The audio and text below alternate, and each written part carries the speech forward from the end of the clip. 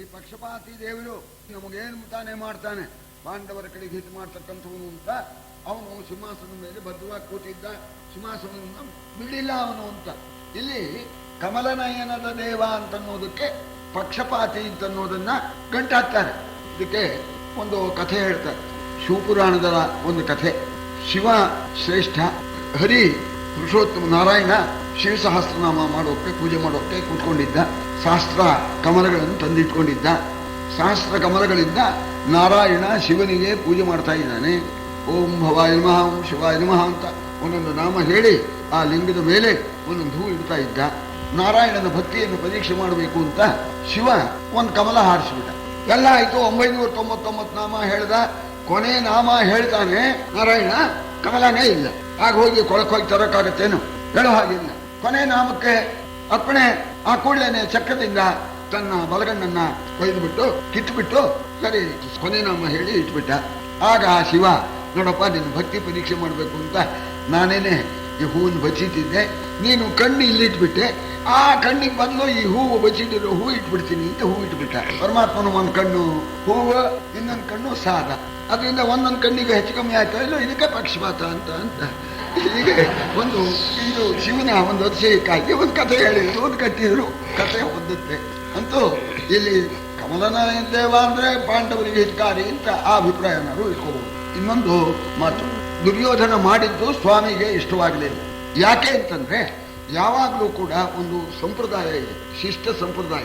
ಯಾರೇ ದೊಡ್ಡವರು ಬಂದಾಗ ಎದ್ದು ಪ್ರತ್ಯುತ್ಥಾನ ಮಾಡಬೇಕು. ಪರಮಾತ್ಮನ ಅವತಾರ ಮರ್ತ್ಯ ಶಿಕ್ಷಣಕ್ಕಾಗಿ, ಮನುಷ್ಯರು ತಪ್ಪುದಾರಿಯಲ್ಲಿ ನಡೆಯಬಾರದು ಅಂತ ಹೇಳಿ ತಾನು ಅವತಾರ ಮಾಡಿ ಮನುಷ್ಯ ಯಾವ ಯಾವ ಸಂದರ್ಭದಲ್ಲಿ ಯಾವ ಯಾವ ರೀತಿ ನಡ್ಕೋಬೇಕು ಅಂತನ್ನುವುದನ್ನು ತೋರಿಸ್ತಾನೆ. ಎಲ್ಲ ಸಭೆಯಲ್ಲಿರ್ತಕ್ಕ ಸಮಸ್ತರು ಸಮರ ಸರ್ವಜ್ಞರು ನಮಸ್ಕಾರ ಮಾಡಿದಾಗ ಇವನು ಎದ್ದು ಬಿಟ್ಟು ಜಯ ಮಾಡಿಸ್ಬೇಕು ಅಂತ ಹೇಳಬೇಕಾಗಿತ್ತು, ಮಾಡಲಿಲ್ಲ. ಇವನಿಗೆ ತಕ್ಕ ಪ್ರಾಯಶ್ಚಿತ್ತ ಮಾಡ್ತೇನೆ ಅಂತ ಹೇಳಿ ಸೆಣಸು ಸೇರದ ದೇವನಿದಿರಲಿ ಮಣಿಯದಾತನ ಕಾಣುದವೇ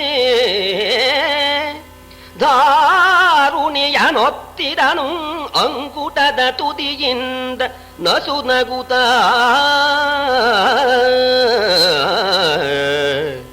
ಮಣಿಖಚಿತ ಕಾಂಚನದ ಪೀಠದ ಗೊಣಸು ಮುರಿದುದು ಮಣಿಖಚಿತ ಕಾಂಚನದ ಪೀಠದ ಗೊಣಸು ಮುರಿದುದು ಮೇಲೆ ಸುರಸಂದನಿಗಳಾಯನೆ ಕವಿದು ಬಿದ್ದನು ಹರಿಯ ಚರಣದಲ್ಲಿ. ಅಧರ್ಮ ಪ್ರತಿಭಟನೆ ಇದನ್ನ ಸಹಿಸೋದಿಲ್ಲ ಸ್ವಾಮಿ, ತಕ್ಕ ಪ್ರಾಯಶ್ಚಿತ್ತ ಮಾಡಬೇಕು ಅಂತ ಹೇಳಿ ಮಹಾದ್ವಾರದಲ್ಲೇನೆ ಒಳಗೆ ಪ್ರವೇಶ ಮಾಡಿದ. ಎಲ್ಲ ನಮಸ್ಕಾರ ಮಾಡ್ತಾ ಇದ್ದಾರೆ. ದುರ್ಯೋಧನ ಕೂತಿದ್ದ, ಇರ್ಲಿ ಅಂತ ಹೇಳಿ ಆ ಮಹಾದ್ವಾರದಲ್ಲಿ ಭೂಮಿಯನ್ನ ಅಂಗುಷ್ಟನ ತುದಿಯಿಂದ ಒತ್ತು ಬಿಟ್ಟ. ಅಷ್ಟು ಮಾತ್ರಕ್ಕೇನೆ ಎಲ್ಲೋ ಸಿಚ್ಚಾಕಿವಿ, ಲೈಟ್ ಹತ್ತಲ್ಲ, ಪರಮಾತ್ಮಂದು ಆ ಪಾದದ ಸಿಚ್ಚಾಗಾಯ್ತಂತೆ. ದುರ್ಯೋಧನನ ರಕ್ತಖಚಿತವಾದ ಸಿಂಹಾಸನಕ್ಕೆ ಒಳ್ಳೆ ಚೆನ್ನಾಗಿ ಬಂದೋಬಸ್ತಾಗಿ ಅದಕ್ಕೆ ಕುಣಿಕೆ ಹಾಕಿ ಎಲ್ಲ ಮಾಡಿದ್ರು. ಆ ಕುಣಿಕೆ ಲಟಕ್ಕೆಂತ ಮುರಿದು ಬಿಡ್ತು. ಮುರಿದಿದ್ದು ಜೋರ ಕೂತಿದ್ನಲ್ಲ, ಸಿಂಹಾಸನ ಸಮೇತ ಮುಗ್ಗರಿಸಿ ಬಂದು ಆ ಪರಮಾತ್ಮನ ಪಾದದ ಮೇಲೆ ದಡಾದ ಬಿಡುವನ. ಹಾಗಾಗಬೇಕು, ಅವ ಬೀಳಬೇಕು, ಅವನ ಹಲ್ಲು ಮುರಿಯಬೇಕು, ನೀನು ಅಳಬೇಕು, ನಾ ನಗಬೇಕು ಅಂದ್ಬಿಟ್ರಂತೆ ದೇವತೆಗಳು. ಆಯನೆ ಅಂತ. ಆಗ ಯಾಕೆ ಬಿದ್ದ ಅಂತ ಸ್ವಾಮಿ ಗೊತ್ತು. ಹೇಳ್ತಾ ಇದ್ದಾನೆ, ಬಾವಯ್ಯ, ಧರಣಿಪತಿ ಸಿಂಹಾಸನದ ಮೇಲಿರದೆ ಬಗರೇ, ಧರಣಿಪತಿ ಸಿಂಹಾಸನದ ಮೇಲಿರದೆ ಬಗರೇ, ನಾವು ಬಂದೇ ಹರಸುವೆವು, ನಾವು ಬಂದೇ ಹರಸುವೆವು, ತಪ್ಪಾವುದೆನುತ ಎತ್ತಿದನು ಮಸ್ತಕವ. ಸುರನದಿ ಸುತ ಕೈಗುಡಲು ಕೇಸರಿಯ ಪೀಠಕ್ಕೆ ದೇವ ಬಂದನು, ಕುರುಕುಲಾಗ್ರಣಿಗಳ ಸುಸನ್ಮಾನವನು ಕೈಗೊಳ್ಳುತ್ತಾ. ನೀನು ಮಹಾರಾಜ ಕಣ, ನೀನು ಸಿಂಹಾಸನ ಮೇಲೆ ಕೂತಿರ್ಬೇಕು, ನಾವು ದೂತರು, ನಾವು ಅಲ್ಲೇ ಬಂದು ನಿನಗೆ ಆಶೀರ್ವಾದ ಮಾಡಬೇಕು, ಹರಸ್ಬೇಕು. ಏನು ಆ ಥರ ಹೆಚ್ಚಾಗಿ ಒಟ್ಟಿಗೆ ಸಿಂಹಾಸನ ಸಮೇತ ಬಂದ್ಬಿಟ್ಟಿಲ್ಲೋ ಭಾವಯ್ಯ, ಅಷ್ಟೇನು ಬೇಕಾಗಿರ್ಲಿಲ್ಲ, ನಮಗೆ ಅಷ್ಟು ಗೌರವ ಬೇಕಾಗಿರ್ಲಿಲ್ಲ, ಮಾಡಿಬಿಟ್ಟೆ ಹೇಳು ಅಂತ ಎಬ್ಸೋಣ ಅಂತ ಎದ್ದ. ಸರಿ, ಆದ್ಮೇಲೆ ಭೀಷ್ಮರು ಪರಮಾತ್ಮನ ಕರ್ಕೊಂಡು ಹೋದ್ರು. ಆ ಪರಮಾತ್ಮನಿಗೆ ಉಚಿತವಾಗಿರ್ತಕ್ಕಂಥ ಒಂದು ಸಿಂಹಾಸನ, ರತ್ನಖಚಿತವಾದ ಸಿಂಹಾಸನ, ಉನ್ನತವಾದ ವೇದಿಕೆ, ಅದರ ಮೇಲೆ ಸಿಂಹಾಸನ ಇಟ್ಟು ಪರಮಾತ್ಮನ ಕೂತ್ಕೋಬೇಕು ಅಂತ ಭೀಷ್ಮರು ಪ್ರಾರ್ಥನೆ ಮಾಡಿದ್ದಾರೆ. ಪರಮಾತ್ಮ ಕೂತ್ಕೊಳ್ಳೋ ಕಾಲಕ್ಕೆ ನೋಡಿದ ಪರಶುರಾಮರೇ ಮೊದಲಾದ ಋಷಿಗಳೆಲ್ಲ ಬಂದಿದ್ದಾರೆ. ಅವ್ರು ಬರ್ತಾರೆ ಅಂತ ಮೊದಲು ಗೊತ್ತಿಲ್ಲ, ಆದ್ರಿಂದ ಅವರಿಗಾಗಿ ಸಿಂಹಾಸನ ಇರಲಿಲ್ಲ. ಪರಮಾತ್ಮ ಅಂದ, ನೋಡು ಅವರೆಲ್ಲ ಮಹನೀಯರು, ನಮಗೆಲ್ಲ ಗುರುಗಳು, ಅವರೆಲ್ಲ ನಿಂತ್ಕೊಂಡಿರ್ಬೇಕಾದ್ರೆ ನಾನು ಕೂತ್ಕೊಳ್ಳೋ ಹಾಗಿಲ್ಲ, ಅವರೆಲ್ಲ ಆಸನ ಸಿಂಹಾಸನ ಏರ್ಪಾಟ್ ಮಾಡಿ ಅವ್ರನ್ನೆಲ್ಲ ಕರೆಸಿ ನೀನು ಕೂರಿಸಿದ ಮೇಲೆ ನಾನು ಕೂತ್ಕೊಳ್ತೀನಿ ಅಂತಂದಾಗ ಭೀಷ್ಮರು ಹೇಳಿದರು. ಎಲ್ಲ ಬಂದು ಎಲ್ಲ ಋಷಿಗಳಿಗೂ ಅವರಿಗೆ ತಕ್ಕಂಥ ಸಿಂಹಾಸನ ಎಲ್ಲ ಹಾಕಿದ ಮೇಲೆ ಎಲ್ಲ ದಯಮಾಡಿಸ್ಬೇಕು ಅಂತ ಭೀಷ್ಮರು ಪ್ರಾರ್ಥನೆ ಮಾಡಿದರು. ಆ ಋಷಿಗಳು ಬರ್ತಾರೆ, ಪರಮಾತ್ಮ ಕೂತಿಲ್ಲ. ಆಗ ಋಷಿಗಳಂದ್ರು, ಪರಮಾತ್ಮ ನೀ ಕೂತ್ಕೋ, ಆಮೇಲೆ ನಾವು ಕೂತ್ಕೊಳ್ತೇವೆ ಅಂತ. ಅವ್ರು ಪರಸ್ಪರ ಗೌರವ ಆಗಲಿ ಅಂತಂದು ಪರಮಾತ್ಮ ಕೂತ್ಕೊಂಡ. ಆಮೇಲೆ ಭೀಷ್ಮರು ತಂದ ಆಸನದಲ್ಲಿ ಋಷಿಗಳೆಲ್ಲ ಕೂತ್ಕೊಂಡ್ರು ಅಂತ ಹೇಳ್ತಾ ಇದ್ದಾರೆ. ಹರಿಯ ಹರಿವಿಷ್ಟರದ ಬಲದಲ್ಲಿ ಧರಣಿಪತಿ ಕುಳ್ಳಿದ್ದನು, ಆತನ ಹಿರಿಯ ಮಗನೆಡವಂಕದಲ್ಲಿ ಕರ್ಣಾದಿಗಳು ಸಹಿತ ಹರಿಯನೇ ಮವಕೊಂಡು ಸನ್ಮುನಿವರರು ಕುಳ್ಳಿದ್ದರು. ಹರಿಯನೇ ಮವಕೊಂಡು ಸನ್ಮುನಿವರರು ಕುಳ್ಳಿದ್ದರು. ನದೀಸುತ ತರಿಸಿದನು ಪಡಿಗವನು ಹೊಂಗಳಸದ ಸುವಾರಿಗಳ. ಎಲ್ಲ ಕೂತ್ಕೊಂಡಿದ್ದಾರೆ. ಆಸನದ ವ್ಯವಸ್ಥೆ ಹೀಗಿತ್ತು ಅಂತ. ಪರಮಾತ್ಮನ ಬಲಭಾಗದಲ್ಲಿ ಧೃತರಾಷ್ಟ್ರ ಕೂತ್ಕೊಂಡಿದ್ದಾನೆ, ಆ ತರಹ ಆಸನದ ಜೋಡಾವಣೆ. ಎಡಭಾಗದಲ್ಲಿ ದುರ್ಯೋಧನ, ಕರ್ಣಾದಿಗಳು, ಈ ರೀತಿ ಏರ್ಪಾಟಾಗಿತ್ತು. ಸರಿ, ಪರಮಾತ್ಮನ ಅಪ್ಪಣೆಯಿಂದ ಭೀಷ್ಮರು ತಂದ ಸಿಂಹಾಸನದಲ್ಲಿ ಋಷಿಗಳೆಲ್ಲ ಕೂತ್ಕೊಂಡ್ರು. ಆಮೇಲೆ ಪರಮಾತ್ಮನಿಗೆ ಸತ್ಕಾರ ಮಾಡಿ ಋಷಿಗಳಿಗೆಲ್ಲ ಸತ್ಕಾರ ಮಾಡ್ಬೇಕು ಅಂತ ಭೀಷ್ಮರು ಅನುಕೂಲ ತಟ್ಟೆ ತರಿಸಿದ್ರು ಅಂತ. ಮೊದಲೇ ಸಿದ್ಧ ಮಾಡಿ ಇಟ್ಕೊಂಡಿರ್ಬೇಕು ತಾನೆ, ಅವಾಗಲ್ಲ. ಅದನ್ನ ಹೇಳ್ತಾ ಇದ್ದಾರೆ. ಬಂಗಾರದ ಕೊಡದಲ್ಲಿ ತೀರ್ಥೋದಕಗಳು ಅದನ್ನು ತರಿಸಿದ್ರು. ಬಂಗಾರದ ತಟ್ಟೆ, ಕಾಲು ತೊಳೆಯೋದಕ್ಕೆ ಹೂವಿನ ಹಾರ ಎಲ್ಲ ಸಿದ್ಧವಾಗಿದೆ. ಸರಿ, ಕಾಲು ತೊಳಿತಾ ಇದ್ದಾರೆ ಭೀಷ್ಮರು. ಚರಣಯುಗಳವ ತೊಳೆದು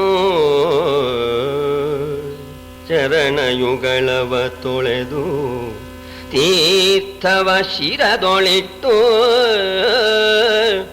ಮಹಾನುಭಾವನದ ಋಷನದಿ ಮಜ್ಜನ್ಮ ಸಫಲವೆನುತ್ತ ಕೈ ಮುಗಿದು ಪರಶುರಾಮಾದಿಗಳು ಮಿಗೆ ಸತ್ಕರಿಸಿ ಗಂಧಾಕ್ಷತೆಗಳಿಂದುಪಚರಿಸಿ ಪರಶುರಾಮಾದಿಗಳ ಮಿಗೆ ಸತ್ಕರಿಸಿ ಗಂಧಾಕ್ಷತೆಗಳಿಂದುಪಚರಿಸಿ ಹೊಂಬಟ್ಟಲನಿ ವೀಳಯವಿತ್ತನಿಬರಿಗೆ. ಪರಮಾತ್ಮನ ಪಾದಗಳನ್ನು ತೊಳೆದು ಬಿಟ್ಟು ಆ ಪಾದ ತೀರ್ಥ ಇದೆಯಲ್ಲ ಅದನ್ನು ತಲೆ ಮೇಲೆ ಇಟ್ಕೊಂಡಾಗ ಭೀಷ್ಮರು ಆನಂದ ಭಾಷೆ ಸುರಿಸಿಬಿಟ್ಟು ನನ್ನ ಜನ್ಮ ಸಾರ್ಥಕವಾಯಿತು ಅಂತ. ಇಲ್ಲಿ ಎರಡರ್ಥ ಬರುತ್ತೆ. ಪರಮಾತ್ಮನ ಪಾದತೀರ್ಥವೇ ಮಹಾಪವಿತ್ರ.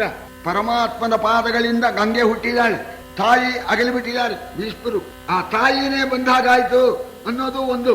ನನ್ನ ಜನ್ಮ ಸಾಫಲ್ಯ ಹೊಂತು ಅಂತ ಕೊಂಡಾಡಿ ಸರಿ ಪರಮಾತ್ಮನಿಗೆ ತಾಂಬೂಲ ಕೊಟ್ಟು ಆಮೇಲೆ ಆ ಪರಶುರಾಮರೇ ಮೊದಲಾಗಿರ್ತಕ್ಕಂಥ ಆ ಋಷಿಗಳಿಗೂ ಕೂಡ ಪಾದಪ್ರಕ್ಷಾಲನಗಳನ್ನು ಮಾಡಿ ಗಂಧಾದಿಗಳನ್ನು ಕೊಟ್ಟು ತಾಂಬೂಲ ಕೊಟ್ಟರು ಅಂತ. ತಾಂಬೂಲನ ಹಿರಿಯರಿಗೆ ಕೊಡ್ಬೇಕು. ಮೊದಲು ಪರಮಾತ್ಮನಿಗೆ ಕೊಟ್ಟರು, ಆಮೇಲೆ ಆ ಋಷಿಗಳಿಗೆಲ್ಲ ಕೊಟ್ಟರು ಅಂತ ಈ ತಾಂಬೂಲಕ್ಕೆ ಹೇಳ್ತಾರೆ. ಕುಲಪರಿಪಾಟ್ಯ ಪಾಠ್ಯ ಪಾಠ್ಯಾಪಿ ದೀಯತಾಂ ನೀತಿ ವಿದ್ವತ್ ಪರಿಪಾಟ್ಯ ಪಾಠ್ಯ ನಿಖಿಲ ಲೋಚನಸ್ಯಾಪಿ ಸ ನಲಭತೆ. ದೊಡ್ಡ ವಿದ್ವಾಂಸರು ಹೇಳಿದ್ರು, ಕುಲ ಪದ್ಧತಿ ಮುದುಕಿಗೆ, ನಮ್ಮ ಮನೆ ಮುದುಕಿ ಅವಳಿಗೆ ತಾಂಬೂಲ ಕೊಡಬೇಕು ಅಂತಿದ್ರೆ ಕೊಟ್ಕೊಳ್ಳಿ, ನಮ್ದು ಅಡ್ಡಿ ಇಲ್ಲ. ಕುಲಪರಿಪಾಟ್ಯ ಪಾಠ್ಯ ಪಾಠ್ಯ ತಮಿಳರಲ್ಲಿ ಮುದುಕಿನ ಪಾಟಿ ಅಂತಾರೆ. ನಿಮ್ ಪಾಟಿ ಕೊಡಿ, ನಮ್ಮ ಮಂಥನ ತಾಂಬೂಲ ಮುದುಕಿಗೆ ಹಿರಿಯವರು ವಯಸ್ಸಾಗಿದೆ ಕೊಡಿ, ಅಡ್ಡಿ ಇಲ್ಲ. ವಿದ್ವತ್ ತಾಂಬೂಲ ಮಾತ್ರ ಈ ಭೂಪನಿಗೆ ಸಲ್ಬೇಕು ಅಂತ. ವಿದ್ವತ್ ಪರಿಪಾಟ್ಯ ಪಾಠ್ಯ ನಿಖಿಲ ನಯನಸ್ಯಾಪಿ ಸ ನ ಲಭ್ಯ. ಆ 3 ಕಣ್ಣಿದೆಯಲ್ಲ, ಪರಮೇಶ್ವರನಿಗೂ ಮೊದಲಿನ ಹಬ್ಬ ಇಲ್ಲ, ನನಗೆ ತಬೋನಂತ ಅಂತ ಏನೋ ಜ್ಞಾಪಕ ಬಂತು, ಹೇಳಿದೆ. ಎಲ್ಲ ಆಯ್ತು. ಆದ್ರೆ ದುರ್ಯೋಧನ ಮಾತಿಲ್ಲ, ಬಿದ್ದ್ಬಿಟ್ಟಿದ್ದಾನೆ, ಮರ್ಯಾದೆ ಹೋಗ್ಬಿಟ್ಟಿದೆ. ಸರಿ, ಮುಖದಲ್ಲಿ ದುಃಖ ಕಾಣ್ತಾ ಇದೆ. ಏನು ಹೀಗಾಗ್ಬಿಡ್ತು, ಅವರು ಸರಿಯಾಗಿ ರಿವೀಟ್ ಮಾಡಲೇ ಇಲ್ಲ ಸಿಂಹಾಸನ ಅಂತ. ಅಷ್ಟು ಎಲ್ಲ ಮುರಿದೋಗ್ಬಿಟ್ಟಿದೆ. ಅವರೆಲ್ಲ ಚೆನ್ನಾಗಿ ಮಾಡಿದ್ರು, ಇವ ಮಿಕ್ಕಿದ ಅಲ್ಲಿ ರಿವೀಟ್ ಮುರಿದೋಗ್ಬಿಡ್ತು. ದುರ್ಯೋಧನಿಗೆ ಬೇಜಾರು. ಈಗ ಪರಮಾತ್ಮ ಯಾಕೆ ಆ ರೀತಿ ಮಾಡಿದಾನೆ ಅಂತ ಅನ್ನೋದನ್ನು ಮುಂದೆ ನಮಗೆ ಗೊತ್ತಾಗಬೇಕು. ಸ್ವಾಮಿಯ ಇಚ್ಛೆ ಏನು ಅನ್ನೋದು ಮುಂದೆ ಗೊತ್ತಾಗಬೇಕು. ಪಕ್ಕದಲ್ಲೇ ಇದ್ದಾನೆ, ಬಲಗಡೆಯಲ್ಲಿ ಧೃತರಾಷ್ಟ್ರ, ಎಡಗಡೆ ದುರ್ಯೋಧನ. ಬಾವಯ್ಯ ಏನಪ್ಪ ದೂತರನ್ನು ಕಳಿಸಿದೆ ಬರಬಹುದು ಅಂತ, ಆಮೇಲೆ ಬಂದೆ. ಏನು ನಾ ಬಂದಿದ್ದು ಬೇಜಾರೇನಯ್ಯ? ಬಾವ ಯಾಕೋ ಮಾತಾಡೋಲ್ಲ? ಕುಶಲವೇ ಕುರುರಾಯ ಬಾರೈ, ಕುಶಲವೇ ಕುರುರಾಯ ಬಾರೈ, ಮುಸುಡದು ಗುಡವಿದೇಕೆ ಬಾಯೆಂದು ಅಸುರರಿಪು ಕೌರವನ ಕರೆದನು ತನ್ನ ಸಮ್ಮುಖಕ್ಕೆ. ಉಸುರಲಮ್ಮೆನು ನಾನು ಸುರಲಮ್ಮೆನು, ಭಾವತನದೊಂದೆಸಗ ಸಲುಗೆಯನೇಮವಾದೊಡೆ, ಬಿಸಜಲೋಚನ ಭಿನ್ನಗವನವಧರಿಸಬೇಕೆಂದ. ಗುರುರಾಜ ಏನಪ್ಪ ಏನಪ್ಪ ಮಾತೇ ಆಡೋಲ್ಲ, ಮುಸು ಮುಸು ಉಸಿರು ಬಿಡ್ತಾ ಇದೀಯಾ, ಮುಖ ಬಾಡೋಗಿದೆ. ನೀನೇ ಕರೆ ಕಳಿಸಿದೆ ಅಂತ ನಾ ಬಂದೆ. ನಾ ಬಂದಿದ್ದು ಇಷ್ಟವಿಲ್ವೇನಪ್ಪ? ಬಂದೋನ್ನ ನೀನೇ ಕರೆಸಿ ಬಂದಾಗ ಬಂದ್ಯಾ ಅಂತ ಯಾಕಪ್ಪ ಹೇಳೋಲ್ಲ? ಯಾಕಪ್ಪ ಮಾತಾಡೋಲ್ಲ? ಮಾತಾಡಯ್ಯ ಅಂತ ಕೇಳಿದ್ದಂತೆ. ಆಗ ಕೃಷ್ಣ ಕೇಳೋಣ, ಅವನು ಹೇಳ್ತಾನೆ, ಮಾತೇ ಆಡಬಾರದು ಅಂತ ಮಾಡಿದ್ದೆ ಭಾವ ಅಂತ ಹೇಳಿ ಆ ಸಲಿಗೆಯಿಂದ ನೀನು ಮಾತಾಡಿಸ್ತಾ ಇದ್ದಿ. ನಾನು ಯಾಕೆ ಮಾತಾಡಿಸ್ಲಿಲ್ಲ, ನನಗೆ ಯಾಕೆ ಬೇಜಾರು ಅಂತ ಅನ್ನೋದನ್ನ ನಾನು ಹೇಳ್ತೇನೆ. ಹೇ ಬಿಸಜಲೋಚನ ಅವಧರಿಸು. ಇಲ್ಲೂ ಬಿಸಜಲೋಚನ ಅಂತ 15 ಇದ್ದಾನೆ, ಕಮಲನಯನದ ದೇವ ಅಂತ ಇಲ್ಲೂ ಹೇಳ್ತಾ ಇದ್ದಾನೆ. ಅಂದ್ರೆ ಪಕ್ಷಪಾತಿ ದೇವರೇ ಕೇಳು, ಯಾಕೆ ಬೇಜಾರು ನಂಗೆ ಅಂದ್ರೆ, ನೀವು ಬಿಜಯಂಗೈಬಿರೆಂದು ಮಹಾವಿಲಾಸದೊಳವಡಿಸಿ ನಾನಾ ವಿಧದ ಷಡುರಸವಗರುಡಿಯಲಿಂದು ಸವೆಸಿದೆನು. ದೇವಾ ನಮ್ಮರ ಮನೆಗೆ ಬಾರದೆ ನೀವು ವಿದುರನ ಮನೆಯಲುಂಡಿರಿ. ನಮ್ಮರ ಮನೆಗೆ ಬಾರದೆ ನೀವು ವಿದುರನ ಮನೆಯಲುಂಡಿರಿ. ಗೋವಲಿಗತನ ನಿಮ್ಮ ಮೈ ಸಿರಿ ತಪ್ಪದಾಯಿತೆಲ್ಲ.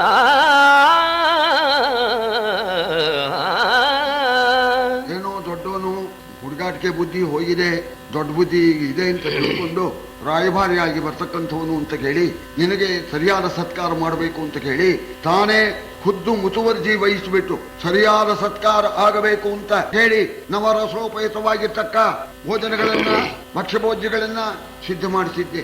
ಬರಲೇ ಇಲ್ಲ ನಮ್ಮ ಅರಮನೆಗೆ ಬರದೇನೆ ಆ ವಿದುರನ ಮನೆ ಒಳಗೆ ಅಲ್ಲೇ ಊಟ ಹೊಡೆದು ಬಿಟ್ರಿ ನೀವು.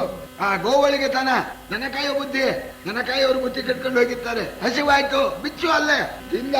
ಆ ದನ ಕಾಯೋ ಬುದ್ಧಿ ಇದುವರೆಗೂ ಹೋಗೇ ಇಲ್ಲ ನಿಂಗೆ. ಈ ಕೃಪನ ಈ ದ್ರೋಣನ ಈ ಗಂಗಾ ಕುಮಾರನ ಮನೆಯ ಹೊಗದೆ ಅವಿವೇಕಿ ತೊತ್ತಿನ ಮಗನ ಮನೆಯಲಿ ಹಸಿವನು ಕಿರಿರಿ. ಸಾಕಿದಾದನು ನಂದ ಗೋಪನು ಕಾಕ ಬಳಸಲು ಸಲ್ಲದೆ ನಿಮಗೇಕೆ ರಾಯರ ನೀತಿ ಎಂದನು ನಗುತ ಕುರುರಾಯ. ಹೇಳ್ತಾ ಇದ್ದಾನೆ, ಮಾತು ಮಾತ್ರ ಒಳ್ಳೆ ಗುಂಡು ಹೊಡೆದಂತ ಮಾತು. ಹೋಗಲಿ, ನಮ್ಮನೆಗೆ ಬರ್ದೇ ಇದ್ರೆ ಅಷ್ಟೇನೆ. ನೀನು ಬರ್ಲಿಲ್ಲ ಅಂತ ಹೇಳೋರು ಯಾರು ಇಲ್ಲ. ಈ ಕೃಪನ ಮನೆಯಲ್ಲಿ ಊಟ ಮಾಡಬಹುದಾಗಿತ್ತು, ಭೀಷ್ಮರ ಮನೆಯಲ್ಲಿ ಊಟ ಮಾಡಬಹುದಾಗಿತ್ತು, ದ್ರೋಣನ ಮನೆಯಲ್ಲಿ ಊಟ ಮಾಡಬಹುದಾಗಿತ್ತು. ಅವರೆಲ್ಲ ಯೋಗ್ಯರು. ಅವರ ಮನೆಯಲ್ಲಿ ಊಟ ಮಾಡ್ದೇನೆ ಅವಿವೇಕಿ, ಅಯೋಗ್ಯ, ತೊತ್ತಿನ ಮಗ, ದಾಸಿ ಮಗ, ಶೂದ್ರ ಮಗ, ಅವಳ ಮನೆ ಒಳಗೆ ಊಟ ಮಾಡಿದೆಯಲ್ಲೋ. ಸರಿ, ನಿನಗೆ ರಾಜನೀತಿ ಬೇರೆ, ನಿನಗ್ಯಾಕೋ ರಾಜನೀತಿ? ಅದೇ ಬುದ್ಧಿ ದನ ಕಾಯೋ ಬುದ್ಧಿ. ಕಾಪಾಡಿದವನು ಯಾರು? ದನ ಕಾಯೋನು. ನಂದಗೋಪ ಕಾಪಾಡಿದವನು. ಆ ನಂದಗೋಪನ ಮಗನಾದ್ರಿಂದ ಆ ಬುದ್ಧಿ ಬಂತೆ ವಿನಃ ದೊಡ್ಡ ಬುದ್ಧಿ ನಿಂಗೆ ಬರ್ಲಿಲ್ಲ. ಅವಿವೇಕಿ ಇದರನ್ನು ಮನೆ ಒಳಗೆ ಊಟ ಮಾಡಿದೀಯಾ, ದಾಸಿಪುತ್ರನ ಮನೆಯಲ್ಲಿ, ತೊತ್ತಿನ ಮಗನ ಮನೆಯಲ್ಲಿ. ಅವಿವೇಕಿ ಅಂತ ಯಾಕೆ ನಾವು ಹೇಳಬಹುದಾಗಿತ್ತು, ಸ್ವಾಮಿ ನಮ್ಮ ಅಂತಸ್ತು ಕಮ್ಮಿ, ನಿಮ್ಮ ಅಂತಸ್ತು ದೊಡ್ಡದು, ಬೇರೆ ಕಡೆ ಊಟ ಮಾಡಿ ಅಂತ ಹೇಳಿಲ್ಲ. ನಾವು ಕಟ್ಟಾನಿ ತಿಂದೆ, ನಿನಗ್ಯಾಕೋ ರಾಜರ ನೀತಿ ಅಂತ ಹೇಳಿ ತುಂಬಿದ ಸಭೆಯಲ್ಲಿ ತನ್ನ ಅಧಿದೈವವಾಗಿರ್ತಕ್ಕ ಆ ಪರಮಾತ್ಮನನ್ನು, ತನ್ನನ್ನು ಕೂಡ ವಿದುರ ಸಾಕ್ಷಾತ್ ಯಮಧರ್ಮರಾಜನ ಅವತಾರ, ವಿದುರ ಅವನನ್ನ ತೊತ್ತಿನ ಮಗ, ದಾಸಿಪುತ್ರ, ಹಾಗೆ ಹೀಗೆ ಅಂತ ಹೇಳಿದ್ರಿಂದ ಅಂತಹ ಸಾತ್ವಿಕ ಮೂರ್ತಿಯಾಗಿರ್ತಕ್ಕಂಥ ಆ ವಿದುರನಿಗೂ ಕೂಡ ಕೋಪ ಬಂದ್ಬಿಡ್ತು ಅಂತ ಕ್ಷೀರ ಸಮುದ್ರವನ್ನು ಕಡಿದ್ರು ಹೆಚ್ಚು ಕಡಿದ್ರು ಅಮೃತ ಸಮುದ್ರ ಅದು ಹುಟ್ಟು ಬಹಳಾದ ಹಾಗೆ ಅಂತಹ ಸಾತ್ವಿಕನಾದ ವಿದುರನಿಗೂ ಕೂಡ ಸಭೆಯಲ್ಲಿ ಪರಮಾತ್ಮನ ನಿಂದಿಸಿದ್ದು, ಎಲ್ಲರ ಮುಂದೆ ತನ್ನನ್ನು ತೊತ್ತಿನ ಮಗ ಅಂತ ಅನ್ನೋದನ್ನ ಕೇಳಿ ಕೋಪ ಉಂಟಾಗಿ ಕುರುಪತಿಯ ಬಿರು ನುಡಿಯ ಕೇಳಿದು ಕರಣದಲ್ಲಿ ಕೋಪಾಗ್ನಿಯುಕ್ಕಲು ಕೆರಳಿ ನಿರ್ಭೀತಿಯಲಿ ನುಡಿದನು ವಿದುರ ನರಸಂಗೆ. ದುರುಳ ನೀನಾಡಿದ ನುಡಿಗೆ ಉತ್ತರವ ನೀಯಲದೇಕೆ, ನಿನ್ನಯ ವರಜನನಿಗೆ ಆದಿಯಲಿ ಗಂಡರದಾರು ಹೇಳ. ಎಲವೋ ಕೌರವ, ನಿನ್ನಯ ವರಜನನಿಗೆ ಆದಿಯಲಿ ಗಂಡರದಾರು ಹೇಳೆಲ್ಲ. ಇಂಥ ತುಚ್ಛವಾದ ದುಷ್ಟ ಮಾತುಗಳನ್ನು ಕೇಳಿ ಕೋಪ ಹೆಚ್ಚಾಗ್ಬಿಡ್ತು. ಕಣ್ಣಿಂದ ಕಿಡಿಗಳನ್ನು ಸುಗಿಸ್ತಾ ಇದ್ದಾನೆ ವಿದುರ. ಸಾಮಾನ್ಯನೇ, ಅವನಿಗೆ ಭಯ ಅಂದ್ರೇನು? ಪಾಪವನ್ನ ಅರಿದೇ ಇರ್ತಕ್ಕಂಥವನಿಗೆ ಎಂದಿಗೂ ಭಯವಿಲ್ಲ. ನಿರ್ಭೀತಿಯಲ್ಲಿ ನುಡಿದನು, ನಿರ್ಭಯವಾಗಿ ಮಾತಾಡಿದ್ದಂತೆ. ಎಲ್ಲವೋ ಅಯೋಗ್ಯ, ನೀನು ಹೇಳಿರ್ತಕ್ಕಂಥ ಮಾತಿಗೆ ಪ್ರತ್ಯುತ್ತರ ಕೊಡೋದಿಲ್ಲ, ನಾನು ಕೊಡೋಕೆ ಇಷ್ಟಪಡೋದಿಲ್ಲ. ನಿಮ್ಮ ತಾಯಿಗೆ ಮೊದಲನೇ ಗಂಡ ಯಾರೋ? ಇಷ್ಟಕ್ಕೆ ನಿಲ್ಲಿಸ್ಬಿಟ್ಟು, ಮೊದಲನೇ ಗಂಡ ಯಾರು ಅಂದ್ರೆ ಈಗಿನ ಗಂಡ ಎರಡನೇ ಉಂಟಾಯ್ತು. ಇಲ್ಲಿ ಮುಂದೆ ಹೇಳು, ಮುಂದೆ ಹೇಳಿ. ಕಡುಮುಳಿಸಿನಲಿ ಭೀಮ ನಿನ್ನಯ ತೊಡೆಗಳನ್ನು ಕಡಿವ ಸಮಯದೊಳು ತಡೆದು ನಿನ್ನನು ಕಾಯಬೇಕೆಂದು ಉಳುಹಿದೆನು ಧನುವ.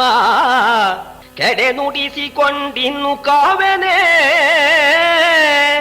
ಕೆಡೆ ನುಡಿಸಿಕೊಂಡಿನ್ನು ಕಾವೆನೆ, ನುಡಿದು ಫಲವೇನೆನುತ ವಿದುರನು ಹಿಡಿದ ಬಿಲ್ಲನು ಮುರಿದನು ಆ ಕುರುರಾಯ ಬೆರಗಾಗೆ. ತಾನು ಮಾಡಿದ ಪ್ರತಿಜ್ಞೆಯಂತೇನೆ ಕುರುಕ್ಷೇತ್ರ ರಣಾಂಗಣದಲ್ಲಿ ಕೋಪದಿಂದ ನಿನ್ನ ತೊಡೆಗಳನ್ನ ಗದೆಯಿಂದ ಮುರಿದು ಹಾಕಿಬಿಡ್ತಾನೆ. ಅದು ಆಗಬಾರದು. ನಿನ್ನ ದೃಷ್ಟಿಯಲ್ಲ, ಧೃತರಾಷ್ಟ್ರನ ದೃಷ್ಟಿಯಿಂದ ಅವನ ಮಗ ನೀನು. ನಿನ್ನ ತೊಡೆ ಭೀಮನ ಗದಾಘಾತದಿಂದ ಮುರಿಯಬಾರದು ಅಂತನ್ನು ಉದ್ದೇಶದಿಂದ ಭೀಮನ ಗದೆಗೆ ಪ್ರತಿಯಾಗಿರ್ತಕ್ಕಂಥ ಈ ಬಿಲ್ಲನ್ನ ಇಟ್ಕೊಂಡಿದ್ದೆ. ಭೀಮ ಗದೆ ತಂದ್ರೆ ಈ ಬಿಲ್ಲಿಂದ ಗದೆ ನಿವಾರಣೆ ಮಾಡಬೇಕು ಅಂತ ಇಟ್ಕೊಂಡಿದ್ದೆ. ಇನ್ನು ಅದನ್ನು ಉಳಿಸೋದಿಲ್ಲ.